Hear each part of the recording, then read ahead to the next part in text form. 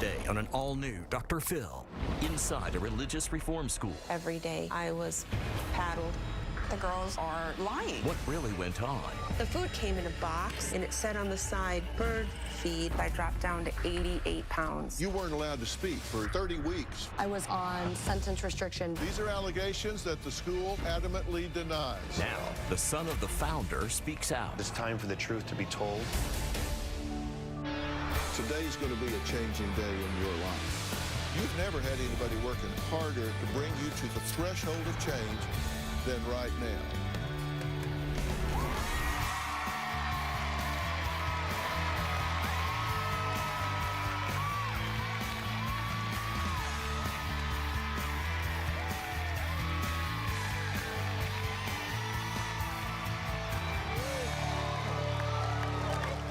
Well, now, if it's true, today's story reads like something straight out of a Hollywood movie.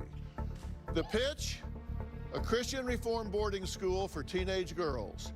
They get dropped in a dark basement with chain locks, find bugs in their food, can't speak to anyone for weeks, and are monitored through a surveillance system 24/7. But this is not Hollywood's new thriller. My guests today claim they were forced to endure this and much more at Hephzibah House. These are allegations that the school adamantly denies. Take a look. I arrived at Hephzibah House when I was 15 years old. I was there for 29 months. I got there August 1989. I stayed until November of 1990. From November 2015 to March 2017. We walked in, and the lady shut the door and started locking several locks. And I just knew something was wrong. The first thing you'll notice when you walk in the main door is instead of going upstairs, you go downstairs. We never lived anywhere else except that basement. Everything was shuttered. Every blind was shut. The windows were sealed. They had screws, so you couldn't open them. I knew right away that it had a very overwhelming and oppressive feel to it. We were absolutely locked in. I feel like there would have been more freedoms if I did go to the juvenile delinquency center that I was threatened with. The very first day, the nurse came and took me into a closet where there was a bed. She tried to pull my dress up.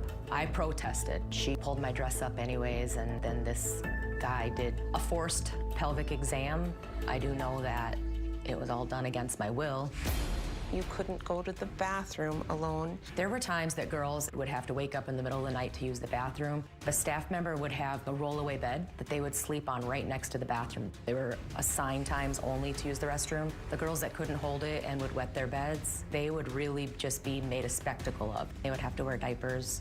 The food at Hephzibah House was absolutely disgusting. We would have sprouts that had all these bugs in them. Gross. The bread came in a box, and it said on the side, bird feed. I got put onto a work crew. It was hard labor, it really was. We hung wallpaper, we laid tile, we built that fence around the back of the property. We would be forced to clean the floor on our hands and knees with rags and bleach water. It would burn our eyes, it would burn our nose. Pastor Ron Williams had 26 girls, and he used them as free labor. But it wasn't just bad food and nailed-down windows. These former students say there was far worse going on behind those doors. The blue room was the punishment room. It is where we were paddled. It was a big paddle, enough to that when I went downstairs, it was hard to sit, and I definitely had bruises. The first 4 months I was there, I would say nearly every day I was paddled. It did slow down once they decided I was broken.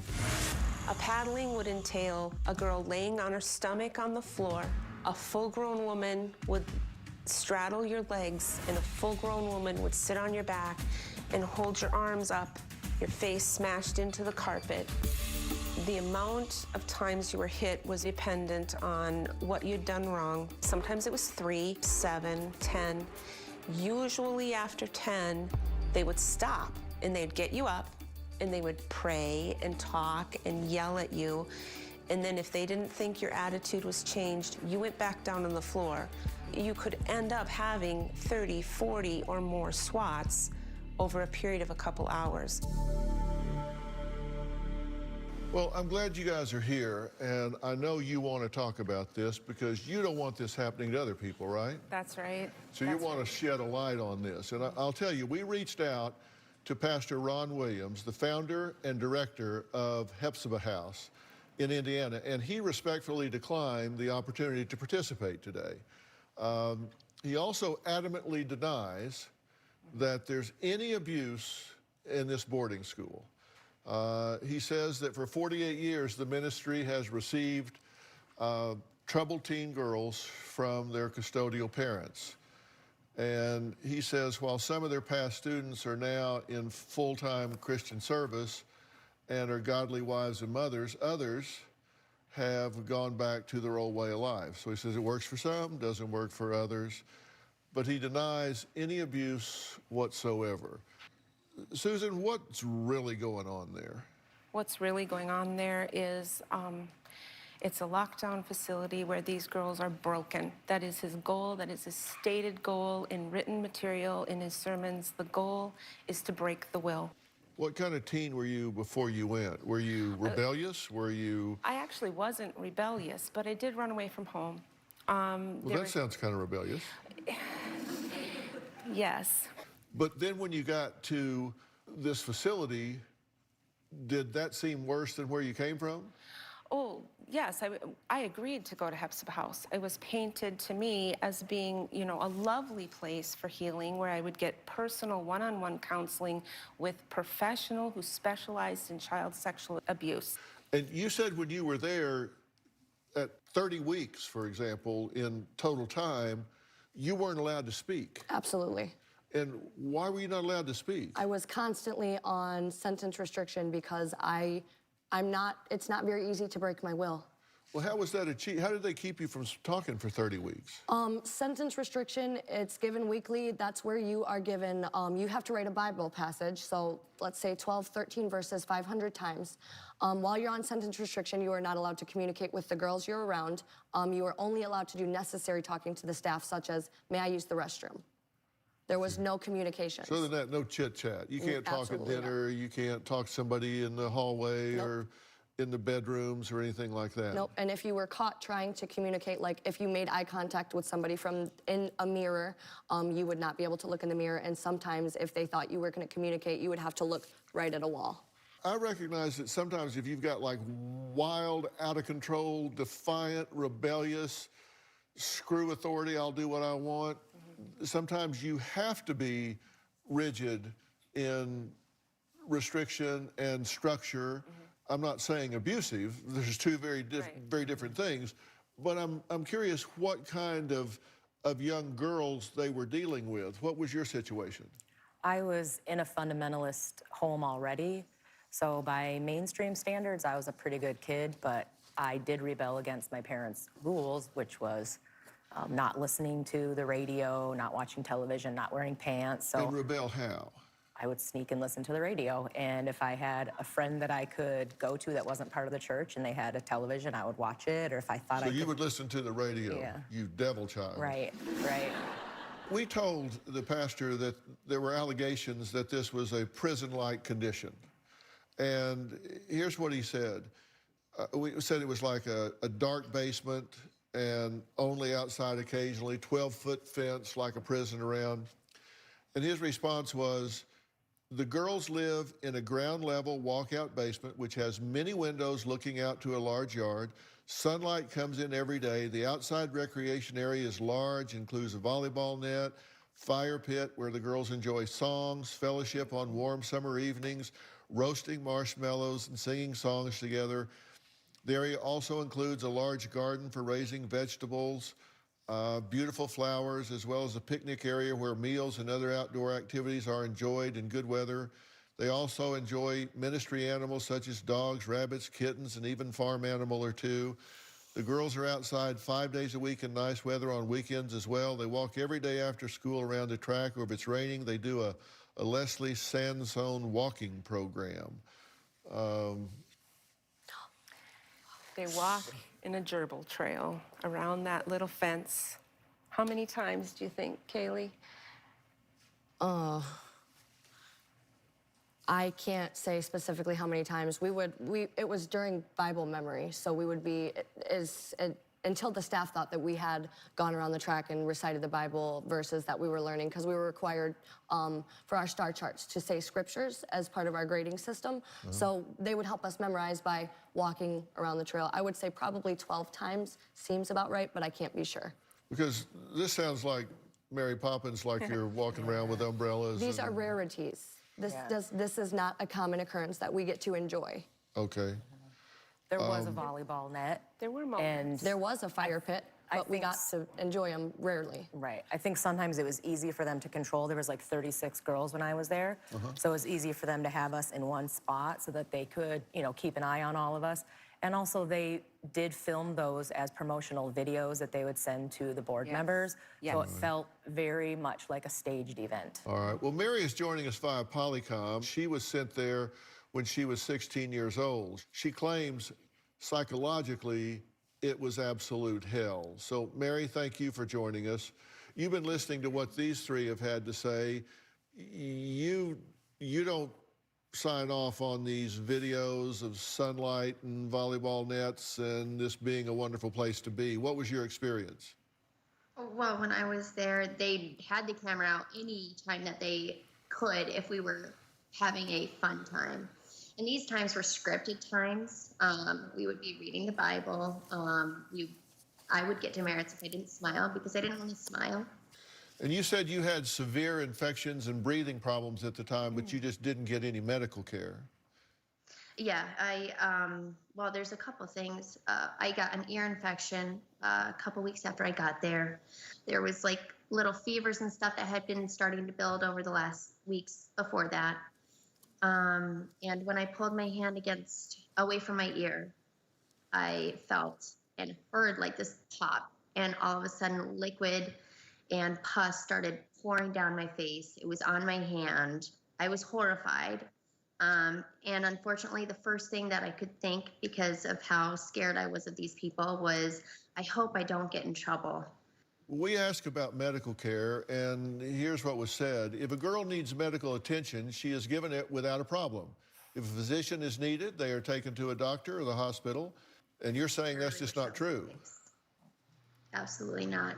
I mean, if they deemed it horrific or necessary, as with the extremely invasive pelvic exams that they thought were necessary, we could be very openly sick and openly infected, as I was. But if we weren't on the verge of dying or didn't have a broken bone or needed stitches, something that might show up to our parents or to people who did care about us after we got out, it wasn't something that was of great importance to them. We have to take a break. No matter how flat you make a pancake, it has two sides. And my next guest says the pancakes at this place were out of this world, and that the school was a good place, and that she had a great experience there. Well, we'll add her to this conversation when we come back.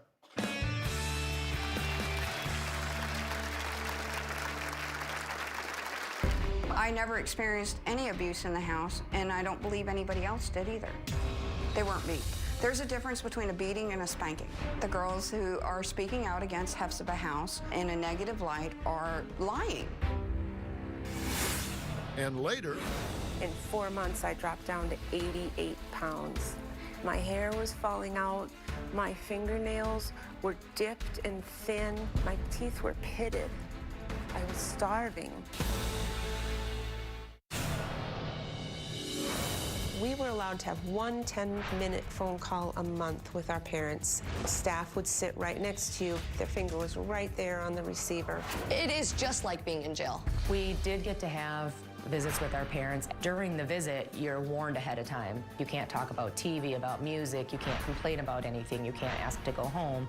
So there's a whole list of rules you can't talk about or your visit's gonna end. That day, I just told my parents I wanted to leave. The staff lady immediately shut down my visit and took me back to the dorm. My parents were just gone after that. now Lucinda is a former student at Hephzibah House, and she had a totally different experience and said it was no house of horror. Take a look. The girls who are speaking out against Hephzibah House in a negative light are lying. First thing I'd like to speak about is the discipline that they had there. They weren't beat. There's a difference between a beating and a spanking. When I received my very first spanking, I received 3 swats. I looked at the staff and I said, that's it?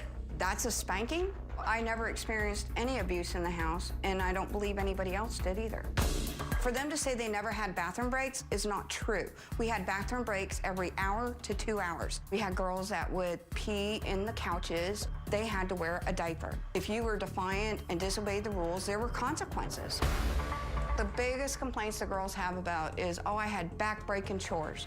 No, they had simple chores just like you do in a normal household where you clean bathrooms, clean the floors, do dishes. The food at Hephzibah House when I was there was absolutely delicious. I love breakfast. My favorite was pancakes. My favorite food was the fried cabbage.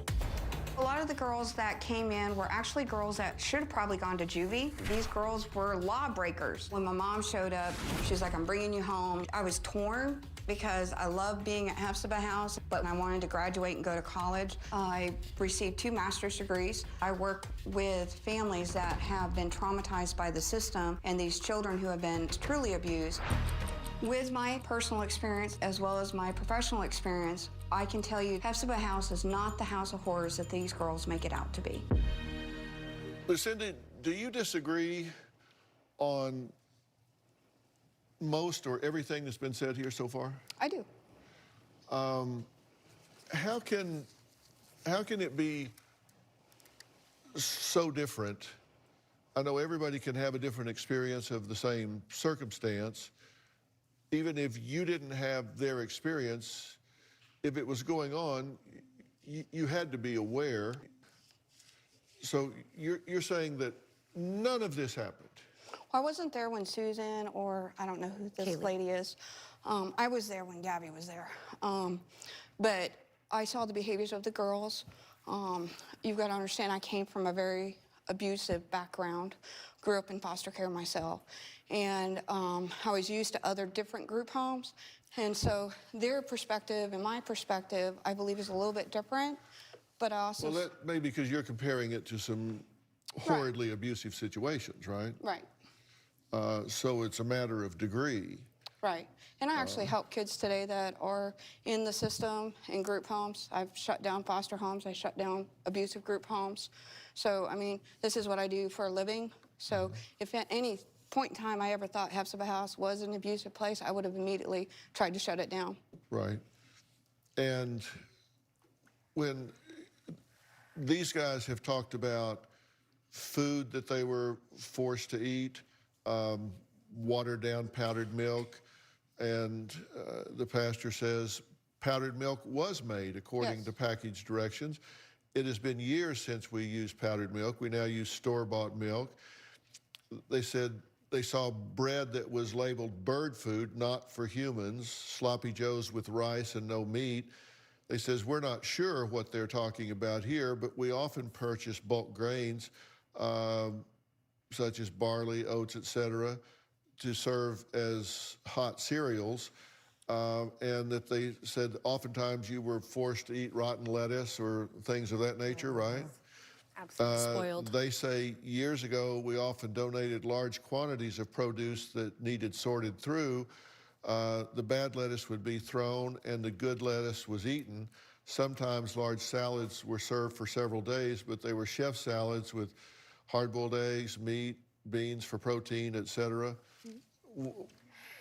They lie, they exaggerate. A chef salad, they'd go and cut a row of lettuce from the garden, put it in a lawn and leaf bag, throw it in the washing machine on the spin cycle, and then they would serve that to the girls. We could have all the lettuce we wanted on a plate with 2 halves of a hard-boiled egg, and then we had to write home to home that we had had a chef salad for dinner.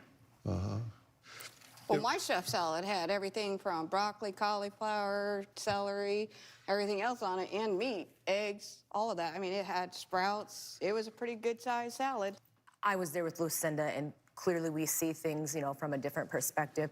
He says no one has ever been made to eat bugs or rotten food. If a girl is sick, she's not required to eat all of her food, but is encouraged to inform the cook before a meal if she wants a lesser portion, or has the option to go to bed if too sick to eat. and have got sick from food, sometimes made to eat your vomit. He said no one was ever made to eat their vomit. That's absolutely not true. If you did not eat a meal that was served to you, when that meal time was over, your meal was put away, and then that's what you got back for your next meal, ice cold. You had to eat that and then get the next meal and finish that in time. Otherwise, it just started compounding. So you'd have, you know, part of these meals that were just building up. After a certain amount of time, they would just see it as rebellion if you couldn't, and you could just kind of wipe the slate clean if you agreed to a punishment. That happened one time with me, and I didn't see that happen often. But it did happen with you. One time. And it happened with you. And I saw it happen. So if you didn't eat your meal, you'd get it again, plus you had to eat what was served that time. Right. And if you fell behind, you might have 5 meals to eat. Right. No, you had Or the you could option take a punishment. to eat the meal that they were serving. You had the option. You had to complete the meal that you didn't eat. And you had the option if you ate that and because we could have seconds. If you wanted the meal for that evening, eat the meal. We had seconds when we were there. We had eating contests. When I was there, in 2017, if I did not finish a meal, regardless of if I had 2 or 3 bites left, that was the rest of my meal, my next meal. I did not get offered seconds. I was offered the plate that I did not finish. Next, for the first time, a family member speaks out about the strict religious boarding school. We're going to meet him and find out what he has to say. This is a family member. We'll be right back.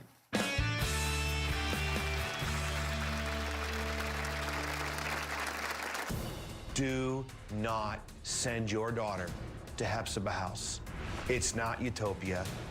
It's not safe. Every square inch of that place is under camera and audio surveillance. My dad firmly believed that spanking was the only answer to parenting. I'm the only Williams that's ever said yes. The verbal abuse, the physical abuse, the psychological abuse, it occurred. And later, were you told to lie to your parents in letters and communication? I observed my mom reading those letters. She would yell down over the intercom, so-and-so, and you need to redo your letter. When I came to Hephzibah House, Ben Williams, the pastor's son, was about 4 years old. He was a delightful little boy. Everything we got, he got squared. He was so abused. I saw his mother pick him up and throw him against a concrete block wall. Because he was set up in such a position of authority, we knew that we had to respect him in the same way that we would have had to respect Ron Williams. I heard that Ben had made a statement saying that he believed the girls and that he had a lot more that he could add to it. He then started messaging a bunch of Hephzibah House girls. They were messaging me, should we be friends with him? I said I would be skeptical. I don't know what his motive is. I wouldn't let him into my personal life.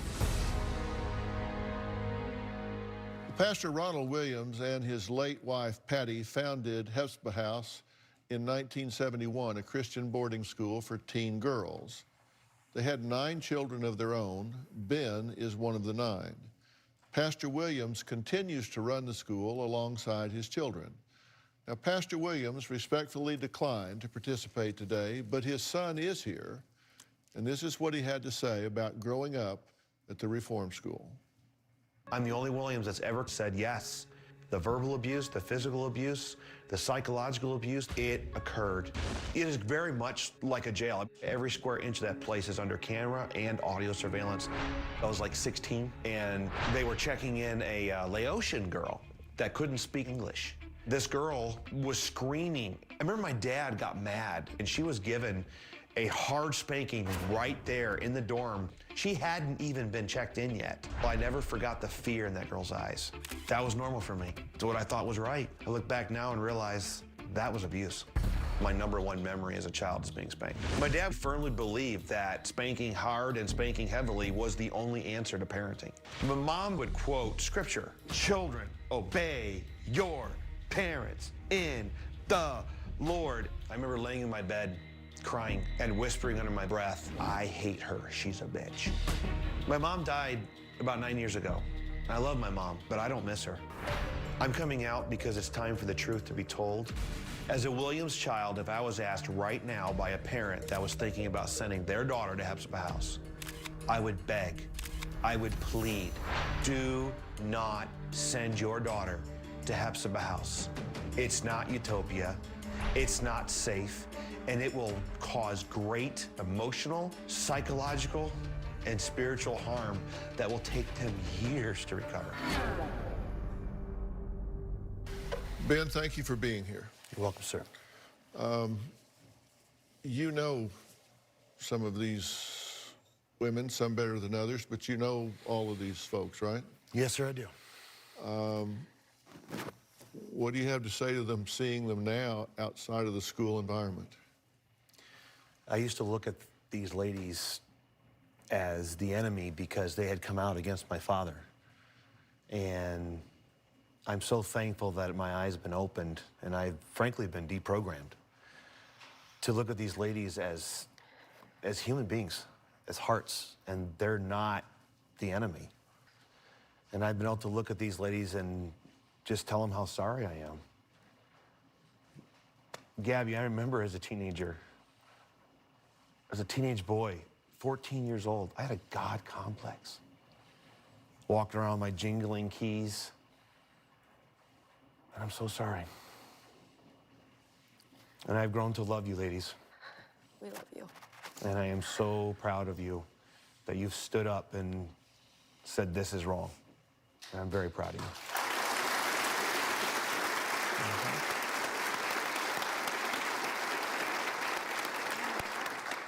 We're thankful for you, even though I was skeptical. I don't blame you. After what my family's done, what my dad's done, I don't blame you. I just don't. Thank you. And I know that as hard as it is for us to talk about stuff, people call us liars and whatever, you have a lot to lose because it's your family. And I will lose a lot. We appreciate it. We actually called the food slop for a reason. And it looked like slop. I'm a Williams. We very rarely ate what the girls ate. We ate a lot better.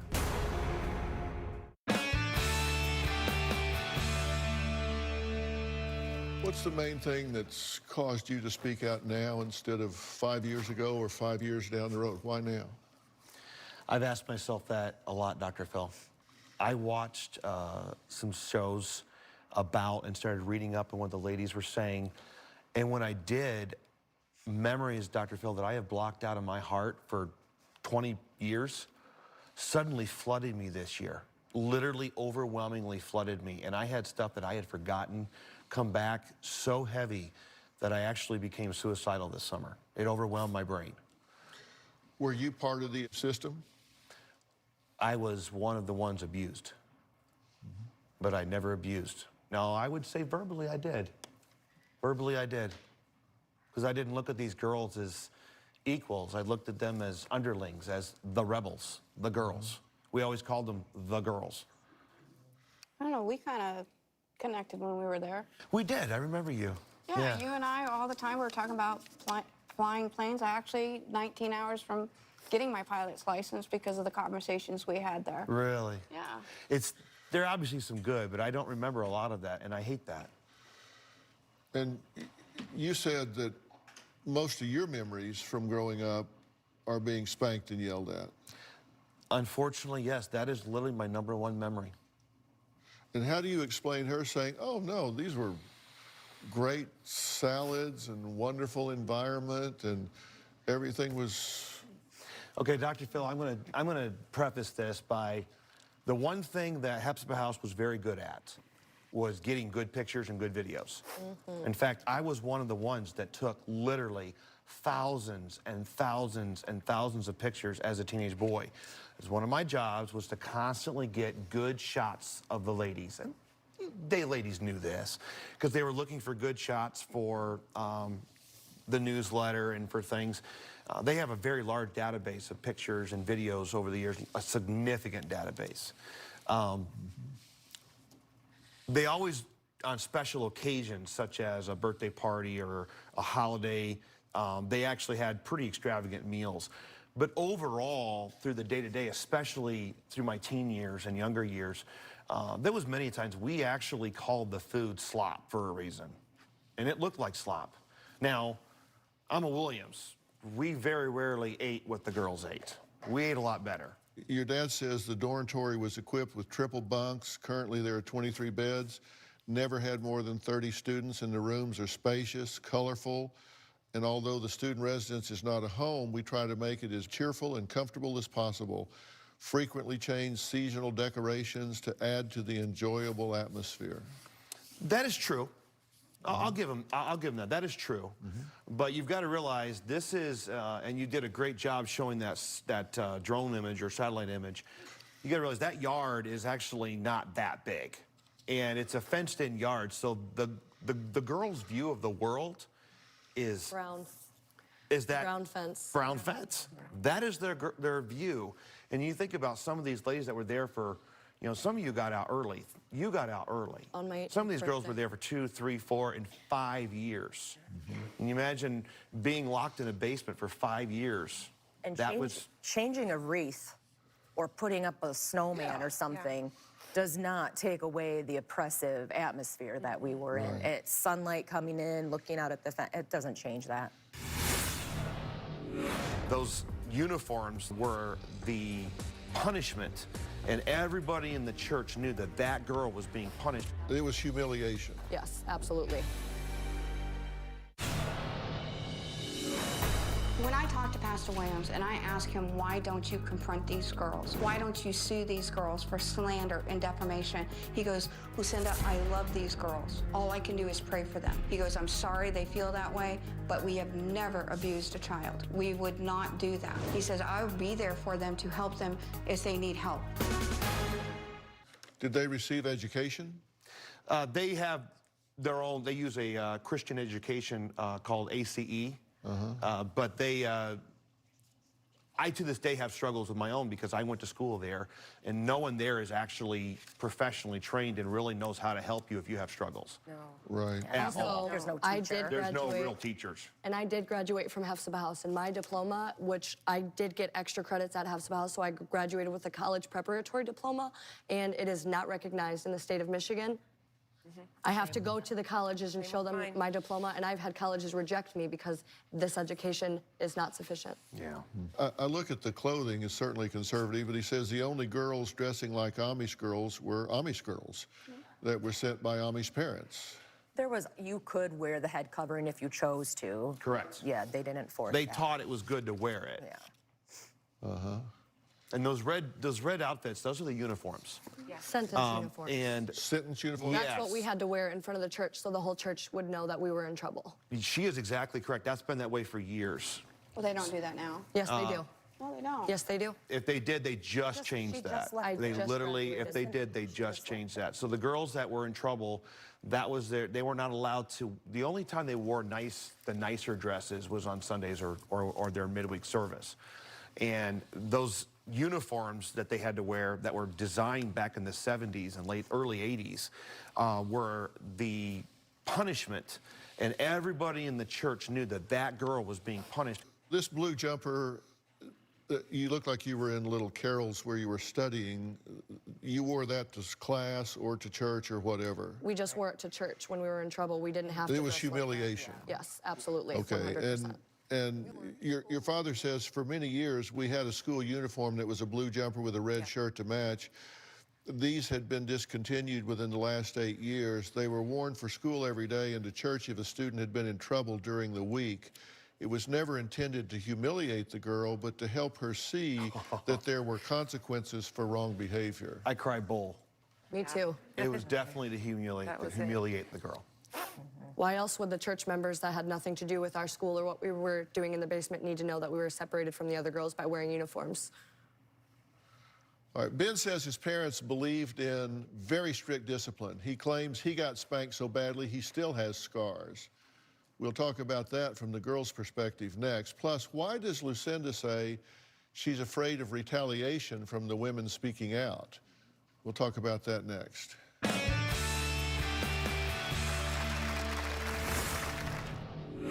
I'm 5'9", and I went to Hephzibah House about 130 pounds. In 4 months, I dropped down to 88 pounds. How did she know she was 88 They pounds? weighed us every Saturday morning. I was starving.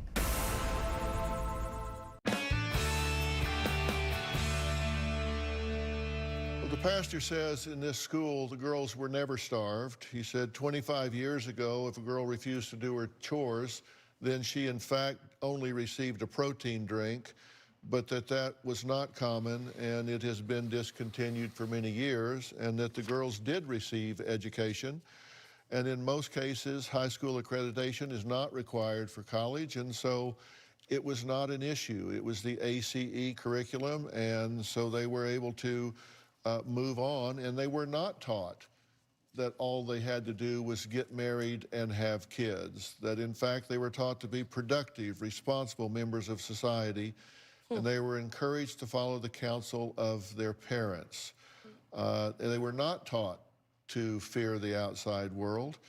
And you guys say that's just absolutely not true. Starting with the starvation, I'm 5'9", and I went to Hephzibah, I was about 130 pounds, so I was slender. In 4 months, I dropped down to 88 pounds. And I stayed 88 to 90 pounds the rest of my stay. Okay, let me ask you, does that seem reasonable?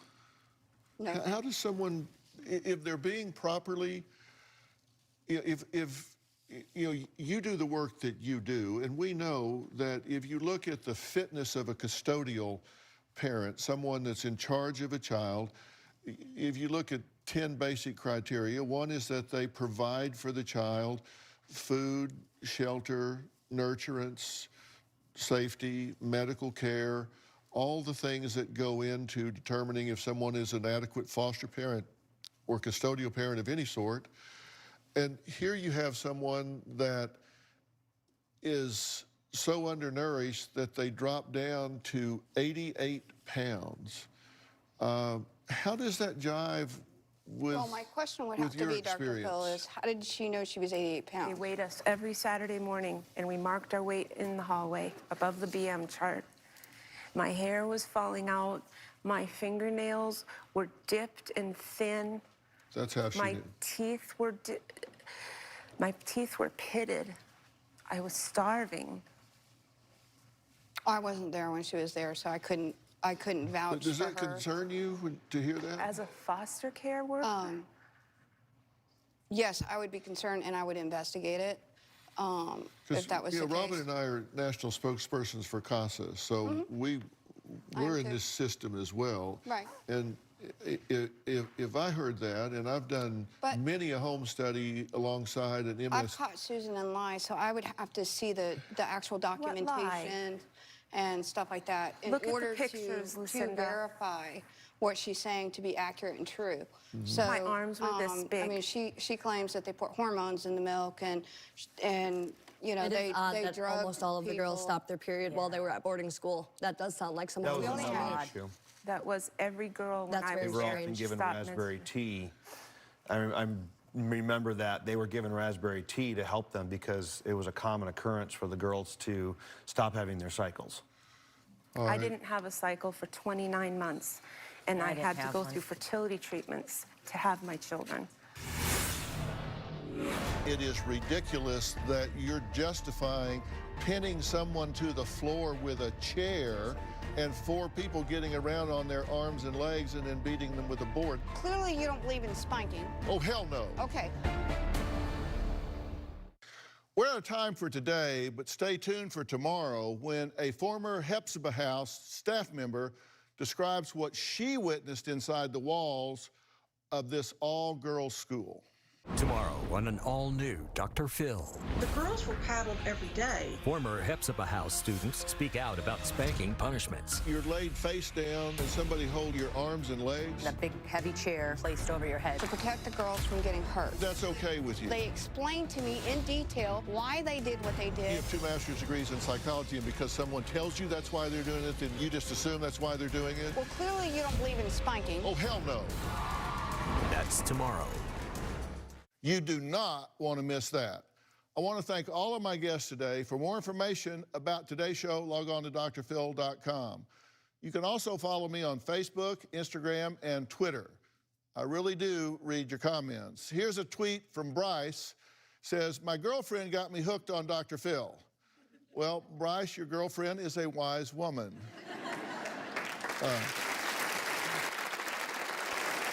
you need to hang on to her, and they do misquote me sometimes, so you need to watch in self-defense. Thanks. We'll see you next time.